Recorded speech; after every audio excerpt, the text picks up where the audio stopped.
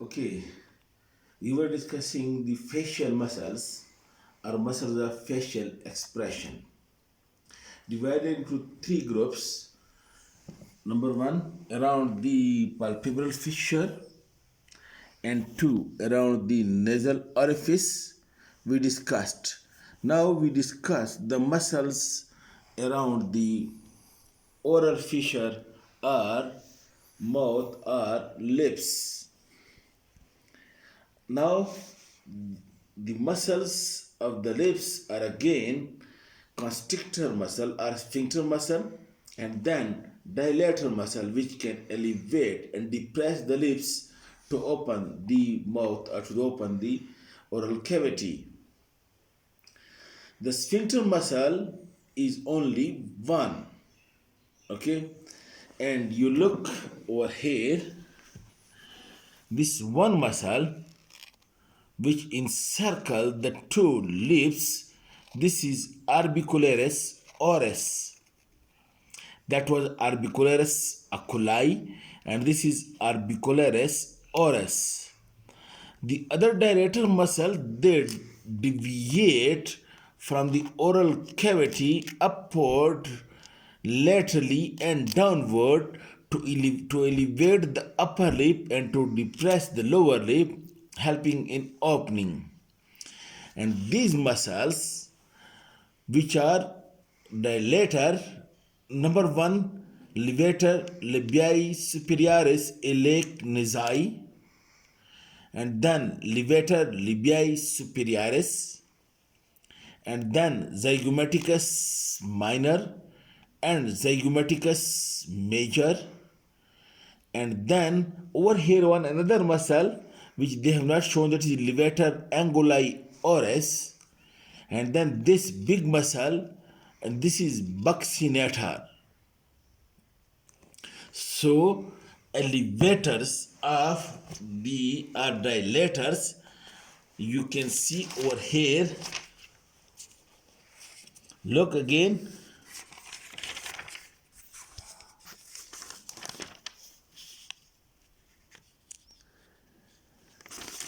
Look again.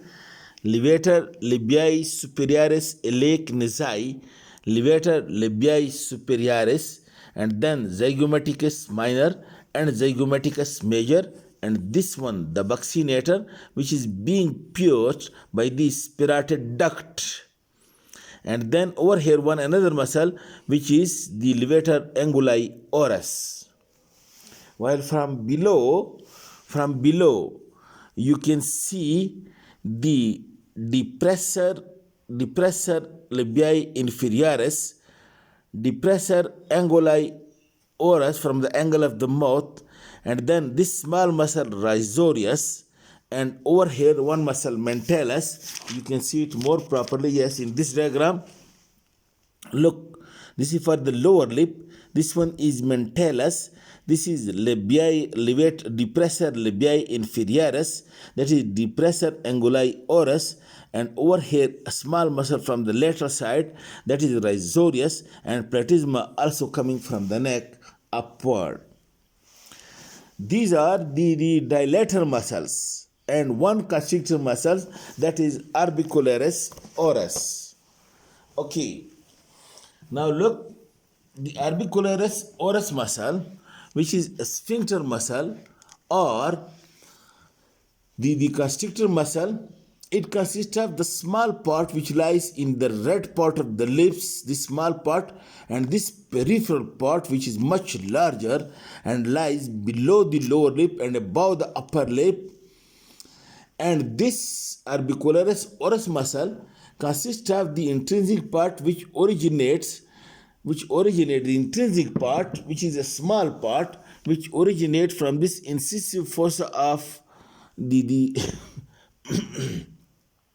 maxilla, and in the same way the incisive fossa of the mandible from over here. And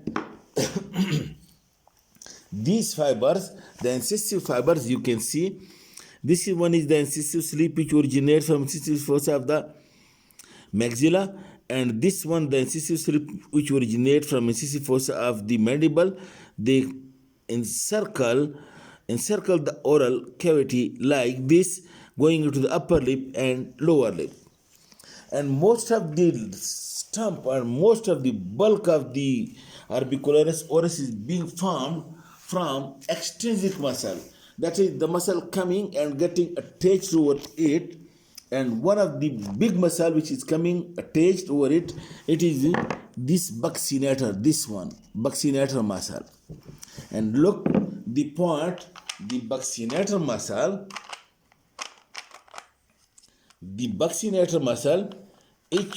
it originates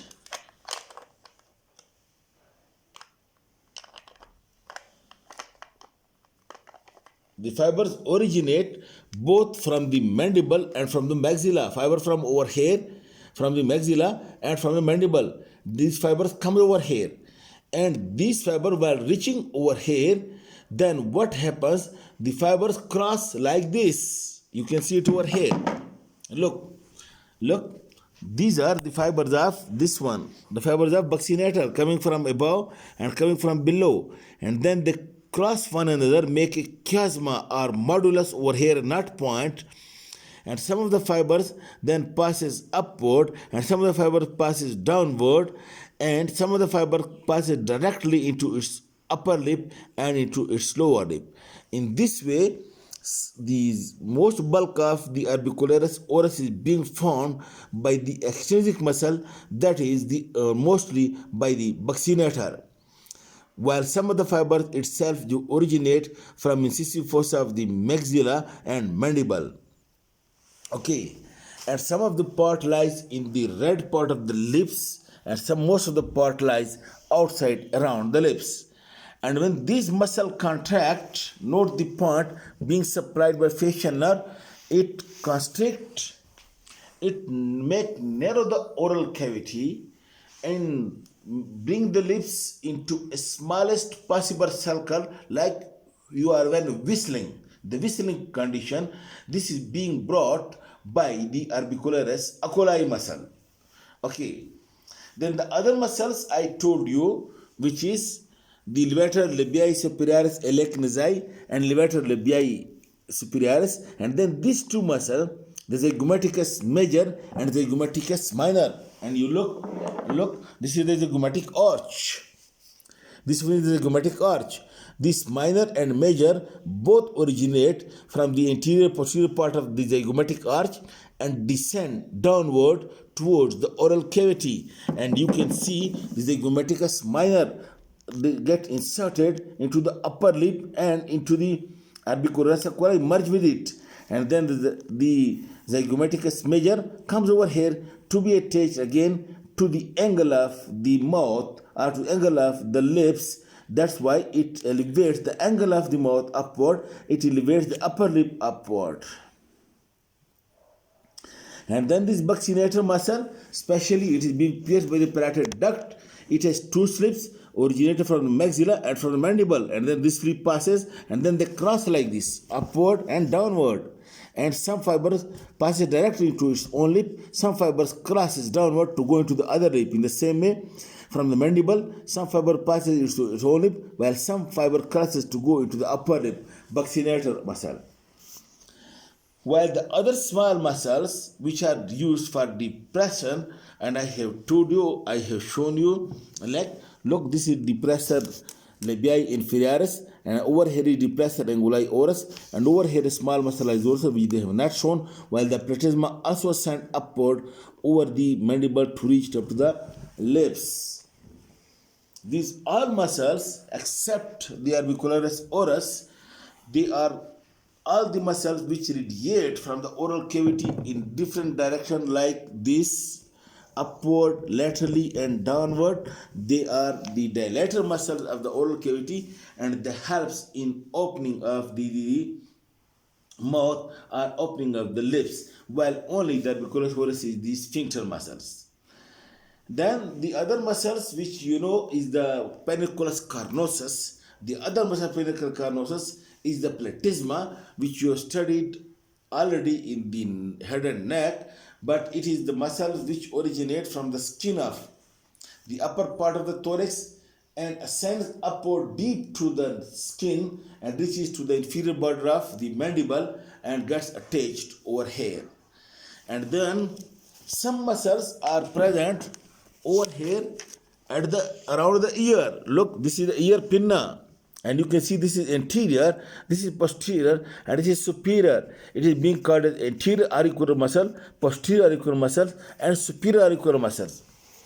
These muscles of the ear, they are being developed, well developed in animals and in dogs, and these animals and dog, they can move the ear forward and backward, but in the human being these muscles are rudimentary. That's why you can't move the ear forward and backward, but of course if you do exercise you can develop these muscles. Okay, I think this is all about the muscles of the facial expression. Thank you very much.